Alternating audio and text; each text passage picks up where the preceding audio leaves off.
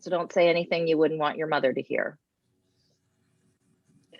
And I'd like to welcome you all to our Spring Career Day. This is our second year doing a formal Spring Career Day, right, Kathleen? Yes. And I want to welcome our speakers. I came out of the HR field, and I will tell you, LinkedIn would have been a wonderful thing to have when I was doing that. And so today we have three great speakers, Caleb Manchester, and I'll let each of them introduce themselves, Maddie Loomis and Tyler Wentworth.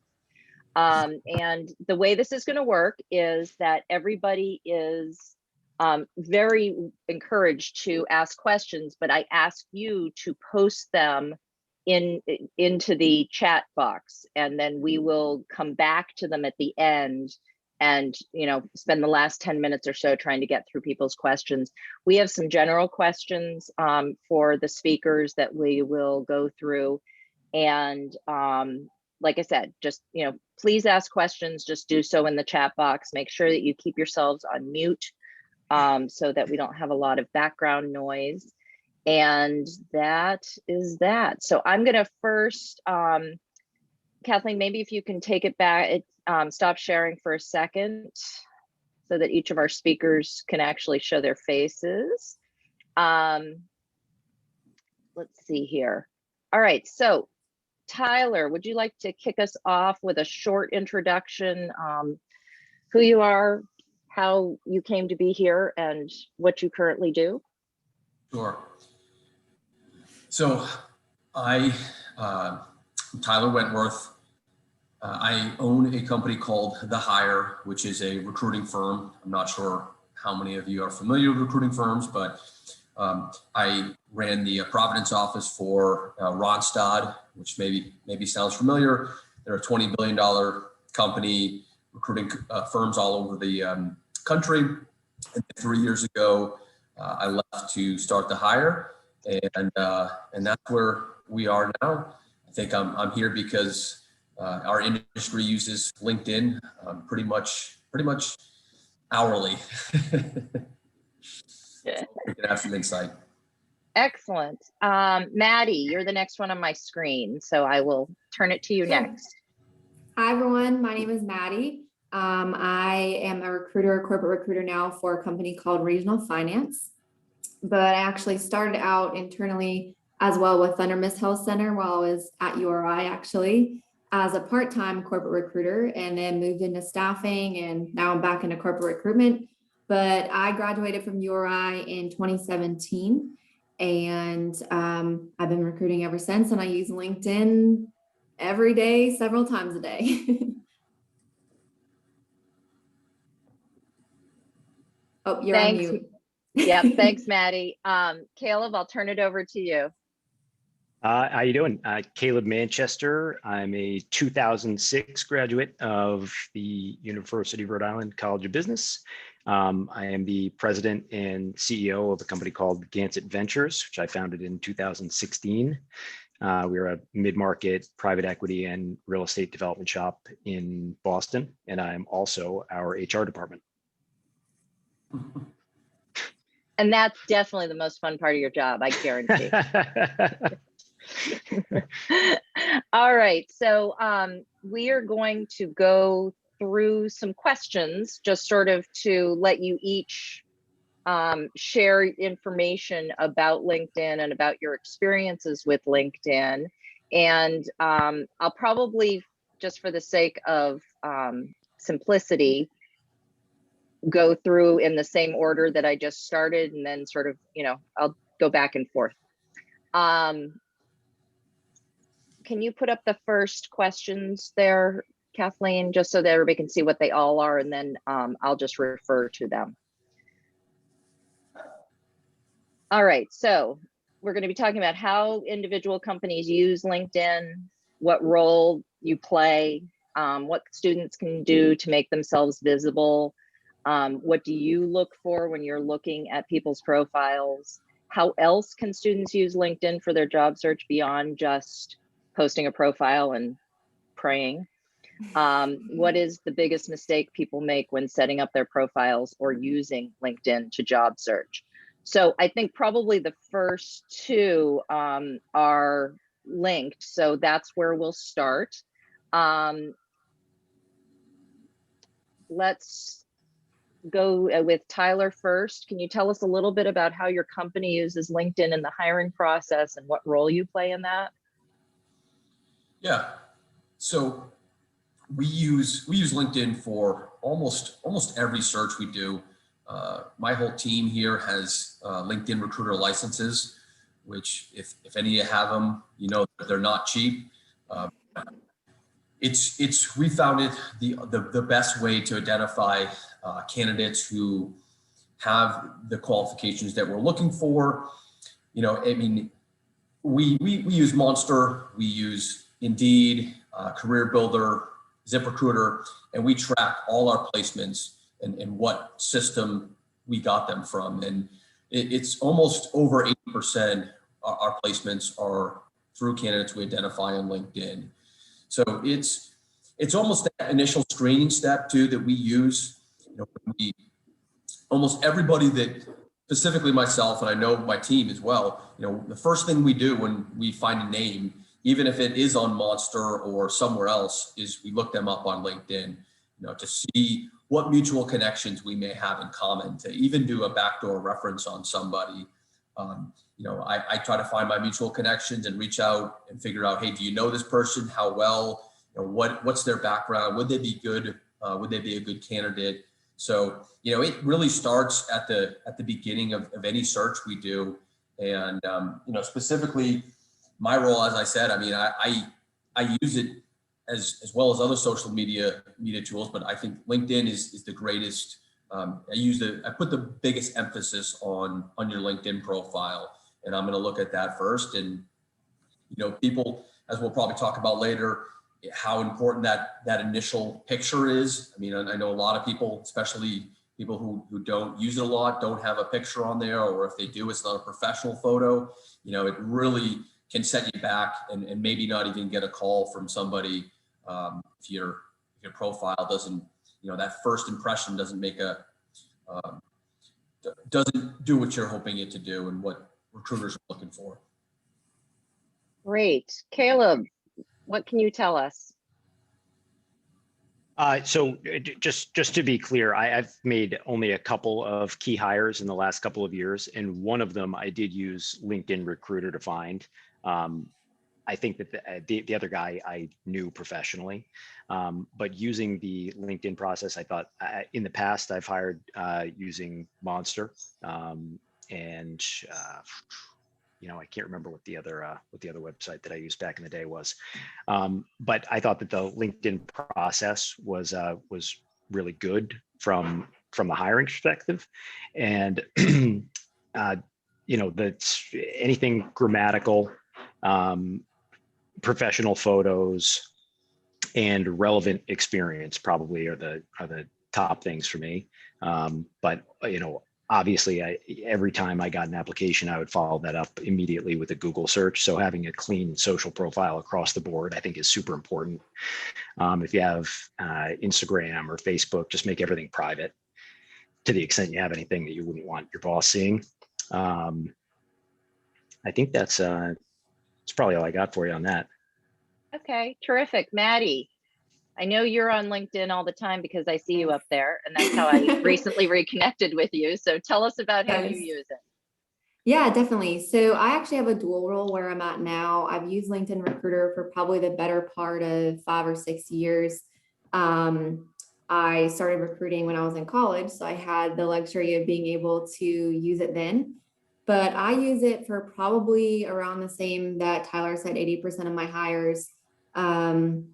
Mainly recruiting in the corporate professional space, a lot of IT positions. So using that recruiter search in the LinkedIn Premium has helped tremendously, not only for finding candidates in the now, but for just pipelining and networking with people. In my dual role, I also handle all of our engagement measures to track where our candidates are being sourced from, where most of our hires are coming from, as well as how we can brand ourselves as a top employer. So LinkedIn also serves as a huge marketing platform for us at Regional because we have a careers page and we try to really create content that has that highest amount of engagement so that when we reach out to somebody, they know what regional finance is and we're not having to explain it to them. So LinkedIn for us is a major tool. All right, so some of the things that I just wrote down out of what you guys all just said is, number one, have a profile. Not being on LinkedIn is now, it's sort of like being a Google ghost. If I Google you and you have no footprint whatsoever, that's raises a flag for me. But so have a profile. It should be a clean profile. You should have professional photographs, or not necessarily professionally taken, but of you in professional attire. Not a bathing suit pic. You have to remember that sometimes it's being used as your first contact with somebody who might be looking to hire. And so it's sort of like a background check to some degree of, they're seeing where you are and where you've been. So what can students do to make themselves visible to recruiters on LinkedIn? What do you specifically look for? And this is mostly for entry-level jobs. So if you can sort of translate it towards entry-level jobs, I think that would be helpful. How do keywords play into it? How do you do your searches that would guide students to make themselves more visible? Maddie, I'll turn it back to you and then I'll go backwards. Sure. So for entry-level roles, honestly, I think the number one thing for students to do is, like you said, have a profile and then next market themselves accordingly. So I always said, and my dad always told me, you are your own business. And so you have to create a brand for yourself to, when someone comes to your profile, what is that initial thought? What is that initial representation as to who you are? So making yourself visible is not only having a clean and good profile, but also engaging in content that's appropriate. Sometimes you go to someone's profile and the stuff that they're commenting, which you can see, is just not right or doesn't sit right with you. But also, you have to know your targeted audience and the jobs that you're going after as an entry-level person, whether that be the companies that you're engaging with. But if you're looking to stand out, there's also a function that you can say you're open to certain specific jobs and job titles in certain locations. And so you can use that function so that when recruiters, such as recruiters on Tyler's team or recruiters like myself, are doing a search, it'll pop up and say open to work and show those titles and where you want to work. So that's big because it sets you out from just somebody looking at your profile and taking a guess as to if you're looking or not. And then I say, for myself, what I look for in more of that entry-level person is definitely the soft skills. I'm not so much focused on, do you have 5 years of experience, but, can you come in and be a good value add to the team? So are you a good listener? And obviously I can only gauge that from getting on a phone call with you, but, have you taken the measures in your undergrad to have internships or to get involved? Are you going to be somebody who's going to be open to constructive criticism and take feedback and could be a good team player? And that can be showcased through being somebody who's on teams or organizations or involved in things. So I think that, I definitely focus more on the soft skills and the technical skills when I'm looking for some of our more entry-level positions. Terrific. I'll turn it to you, Tyler. Yeah, I think the biggest thing that Maddie said there too is setting yourself to open up new opportunities. It's like waving a big flag to our recruiters. It's the first people we reach out to. Just the other thing you can do there too is put your resume right on your LinkedIn profile. That makes it really easy for people to contact you.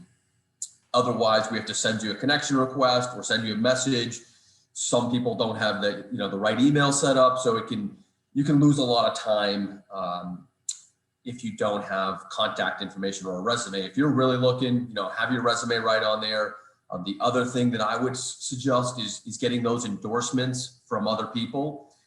That would be down on recommendations, or they can actually endorse you for certain skills. That's something that we always look at. If you have recommendations from professors or managers where you did internships. That can really go a long way. And then I think the other thing I want to say is connect with people, right? If you see like Madison's company, right, follow their page. If you're interested in a role with them, follow their page, and they're going to post their opportunities and connect with those hiring managers over there. And don't just send a connection request. Send a note along with it. Hey, really interested in what you guys do with this company. It's something that I can see myself being a part of someday.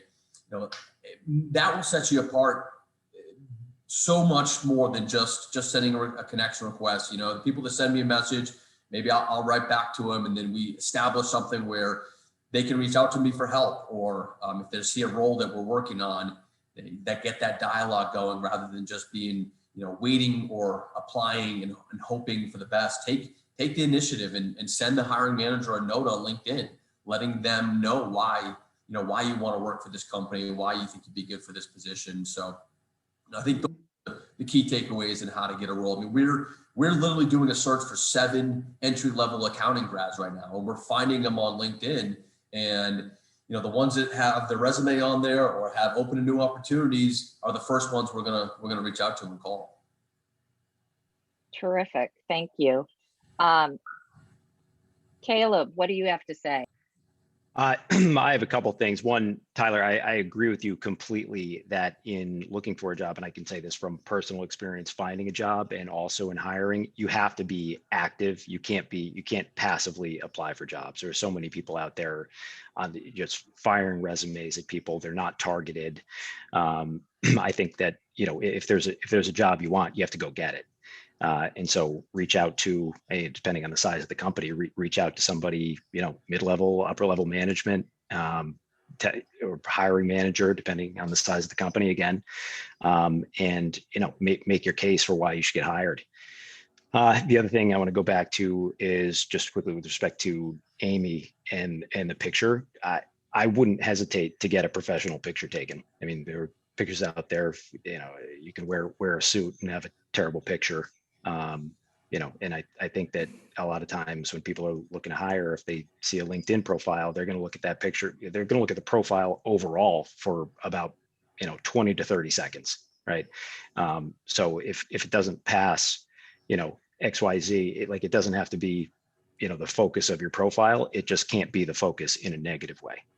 And the other thing is, I would say, try not to have irrelevant experience on there. Personally, I'd rather see less stuff on the page than more stuff that's irrelevant.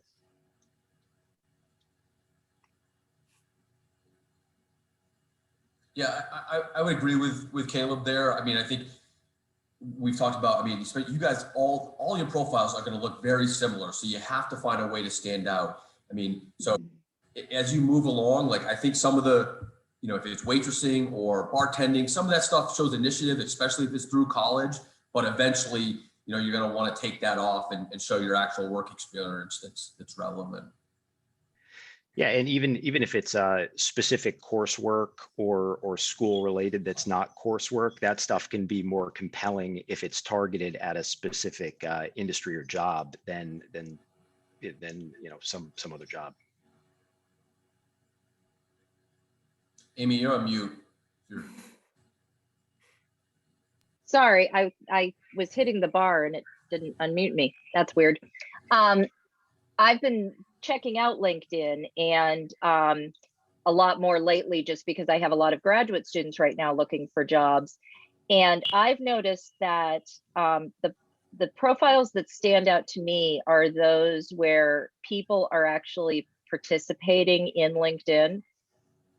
They're not just sitting and waiting to be heard, because it used to be that we'd send a resume and it would sit in a pile and there was no way to draw attention to it unless you knew somebody in the company. LinkedIn has made this much more accessible, and it allows you to put yourself in front of an organization. Have any of you been connected by alums? Saying, oh, I'm interested in this. If you see anything, has anybody used the alumni network of URI to try to work into jobs, as far as you guys know?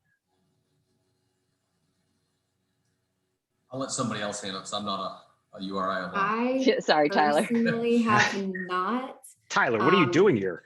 I don't know. We'll make him I- an honorary roadie. I sit in South Carolina, so quite honestly, I'm not involved in the Alumni Association. Maybe I should be. But I've kept, I've connected with professors. That's another thing that I would do is connect with the people that are teaching you because they're going to want to help you, especially when it comes down to that reference and referral time. So I would definitely do that. Yeah. One of the ways that one of my graduate students used LinkedIn and got a job was had decided they had like 3 or 4 companies they were really interested in, and they did searches for URI grads at those companies and reached out to every URI grad at the company until they found somebody who was in HR and could get a resume in front of a hiring manager. Because alums love to help people, they love to help roadie. I mean, that's a huge deal. How should students use LinkedIn for their job search? What would you say are the best practices and worst practices? Like what are, if you were going to create a list of things, the top 10 to do and not to do. Caleb, let's start with you. Yeah, sure. I'd say definitely use it to seek out companies and jobs that are, that are top of the list for you, and use it to actively connect with people that either you have some mutual connection with or reach out to people cold. I mean, I know personally, if somebody reaches out to me and they're compelling and want to connect just to chat, or they're looking for a job, I most of the time happy to do that. The worst way to use it is as you would use, I see people out there using LinkedIn like Facebook and just, kind of posting stuff that's not career related. And if you are also using it to find a job, I would not use it in that way. Tyler? Yeah, to piggyback off what Caleb said there, if you comment or like a post, everybody in your network can see that. So you got to be really careful of just how you react to posts, who you're following, who you're connected with, because yeah, I notice if somebody's commenting on some kind of weird stuff or stuff that's not career related, I kind of make sure that I get them out of my network, because I really try to keep this as professional as possible. And I think the other thing is make sure that any accomplishments you have is on there. But I think Caleb said it really well. You just have to reach out to people and build those relationships, and LinkedIn is the perfect tool for that. You get an opportunity to write a quick note of why you're looking to connect with this person. And I think the alumni, I mean, when you go to interview with somebody, getting that background information on who you're interviewing with, a lot of them have interests on there. You find a way to connect with somebody. It's so key. And I mean, I do a lot of sales, and I mean, it's the first thing I do when I have a meeting set up with somebody, is try to find some background information out on how I'm going to be able to relate and connect with those people. And I think from an interviewing standpoint, we prep all our candidates to do that. Hey, here's this person's LinkedIn profile, the 3 managers you're meeting with. Make sure you look it out. Know where they went to college. See if you're connected with anybody. Those things can go a really long way. And if you're not using those tools, you're just going to be behind the people that are. Maddie, what do you have to say? Well, I definitely agree with both Tyler and Caleb's statements. I think that LinkedIn can go one of 2 ways. I think I'll start with the positive things first and then what you shouldn't do. I think that making those meaningful connections and having intention in who you're connecting with is huge. If you're applying for a job, a huge thing that you can do is the job poster most of the time is right there. Reach out to them and explain why you're interested.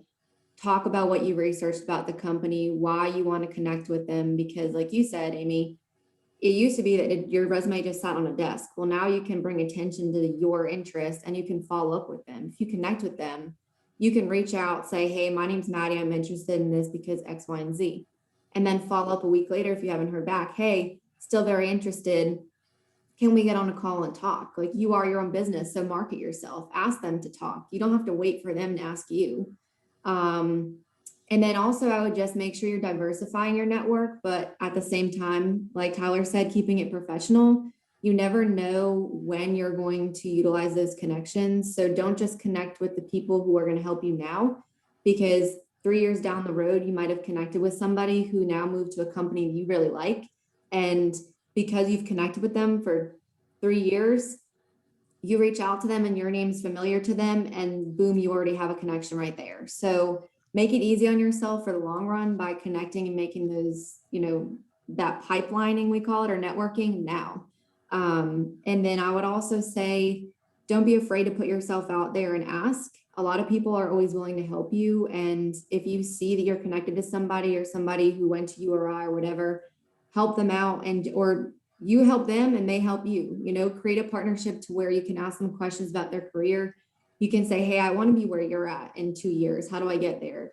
Don't try to reinvent the wheel. There's people that have been there and done that who are more than willing to help you out.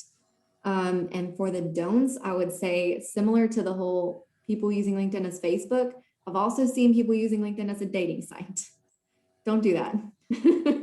Okay.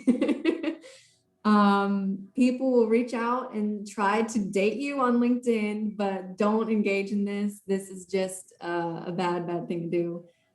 Use it professionally, but definitely leverage the tools that they have for you, mainly for free. That blows my mind. I would never even have occurred to me that somebody would use it that way. Okay. Except you can't swipe left. So how would you know? You can't get rid of them, but you can block them. All right. So we have one question, and I expect at least 10 more from students. Wake up, everyone.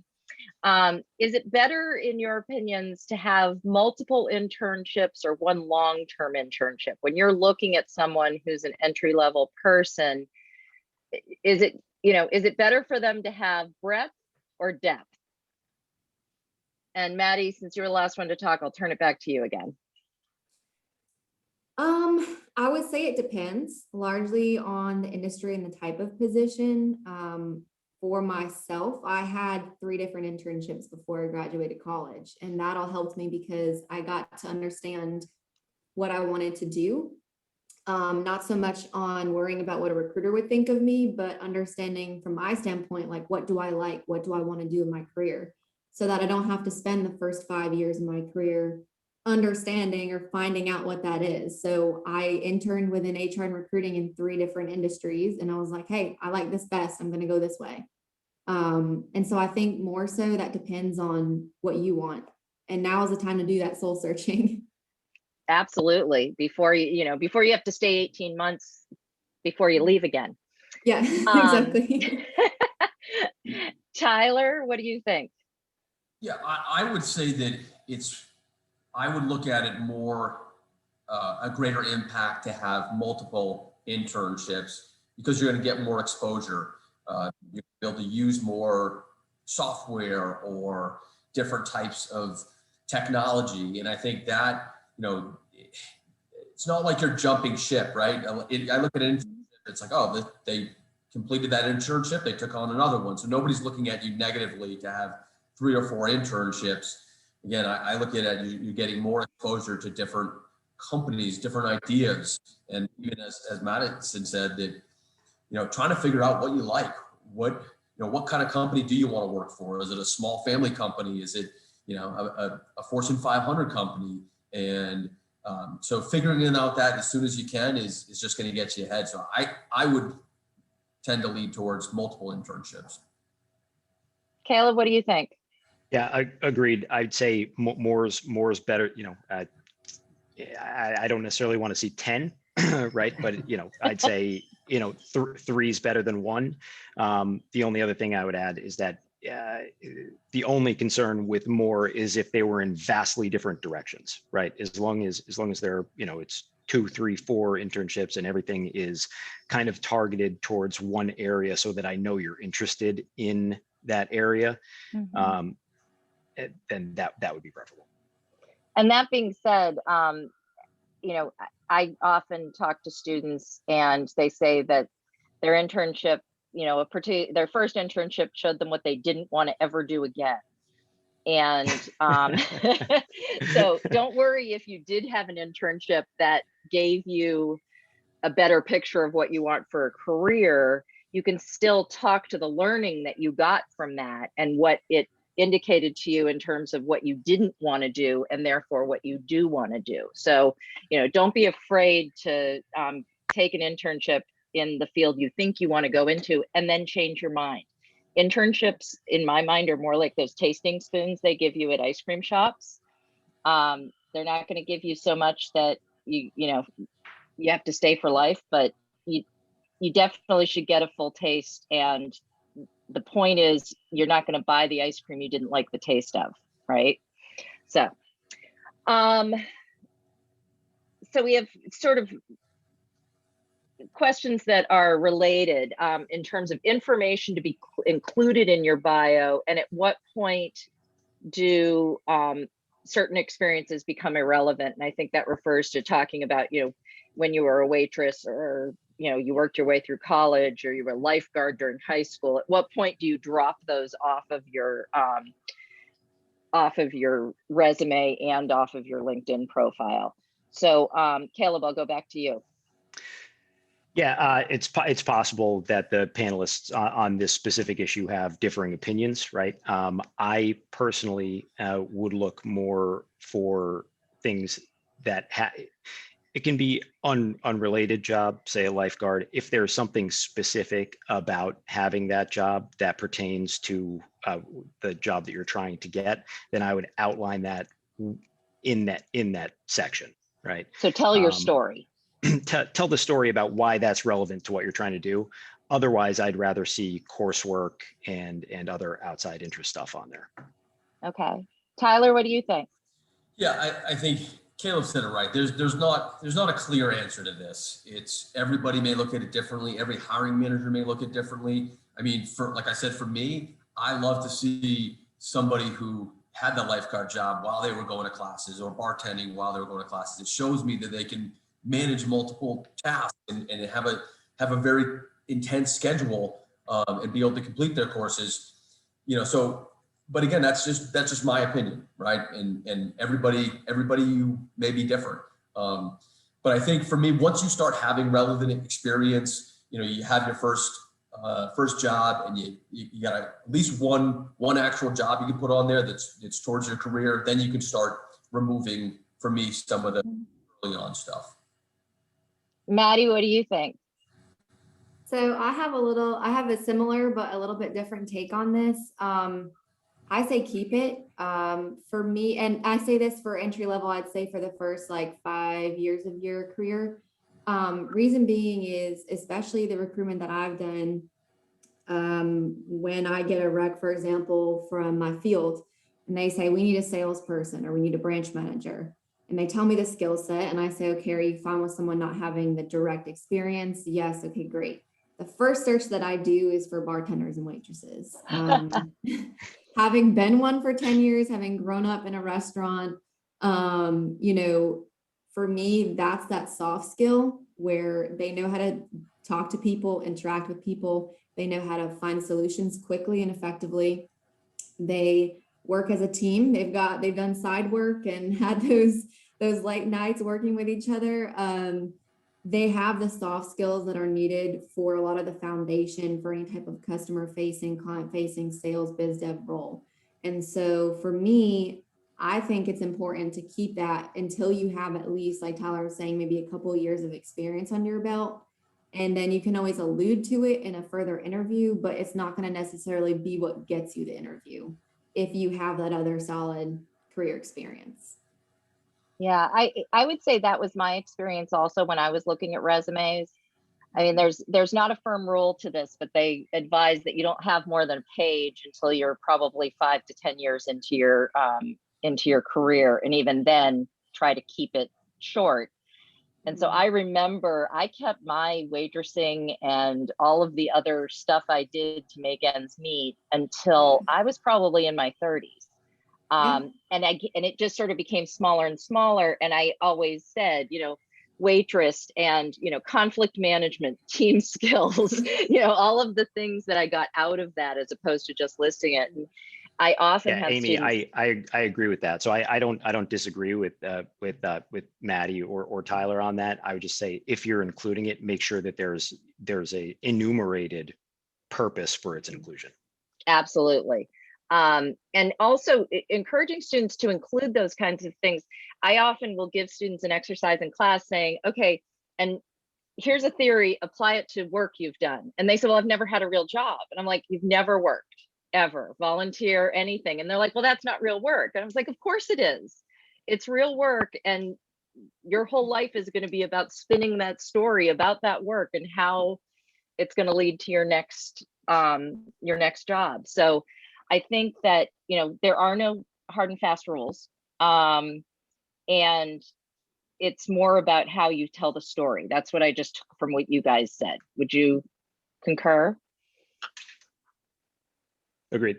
Yeah. Okay. Yeah, I mean, to go off what Madison said, I've had clients, we worked in the mortgage and title business quite a bit. And, I've met with the CEO and they've said, look, if they have a degree and especially if they've worked in the restaurant business, we want to meet with them. As she alluded to, that those soft skills that you get from talking to people and you're selling in a restaurant, you're upselling desserts, drinks, trying to get that bill high to get a bigger tip. And that's, as she said, that's what usually makes good salespeople in this. And so I think it's very important to have that on there for your first job. Yeah. And another great thing about LinkedIn is that it isn't your resume and there isn't a length expectation. You can put lots of stuff on there and people can just stop scrolling when they don't need any more information. Right? Okay, guys, any other questions? Is there any other information, last words that you would want to share? I have had a request from one of the students if you could put your contact information in the chat. I know I'm on LinkedIn. All three of you are on LinkedIn, so I recommend that you link in with them.